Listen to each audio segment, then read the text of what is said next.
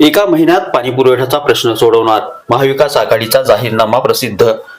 महानगरपालिकेच्या निवडणुकीच्या पार्श्वभूमीवर महाविकास आघाडीकडून गुरुवारी जाहीरनामा प्रसिद्ध करण्यात आला. कोणत्याही सेलिब्रिटींना बोलवण्यापेक्षा श्रमिकांच्या हस्ते जाहीरनाम्याचे प्रकाशन करण्यात आले. कार्यक्रमात माकपचे ज्येष्ठ नेते नरसय्या आडम यांनी महापालिकेत सत्ता आल्यानंतर एका महिन्यात 1 दिवसाआड पाणीपुरवठा करण्याचे आश्वासन दिले. खासदार प्रणिती शिंदे यांनी भाजपचा जाहीरनामा हा फक्त कॉपी पेस्ट आहे, मागील वेळेस जे सांगितले तेच त्यांनी पुन्हा सांगितल्याचे त्या म्हणाल्या. स्मार्ट सिटी अंतर्गत कामामध्ये प्रचंड बसलेला झाला आहे असा आरोप त्यांनी केला आहे.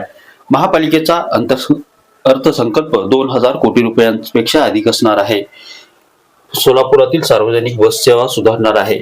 महापालिका शाळांचा दर्जा सुधारणे, घनकचरा व्यवस्थापनाचे सुसूत्रीकरण, प्रदूषणमुक्त व हरित सोलापूर यासाठी प्रयत्न आदी मुद्द्यांचा जाहीरनाम्यात समावेश केला आहे.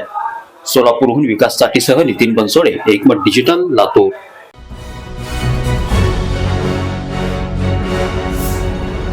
Thanks for watching Ekmat Digital.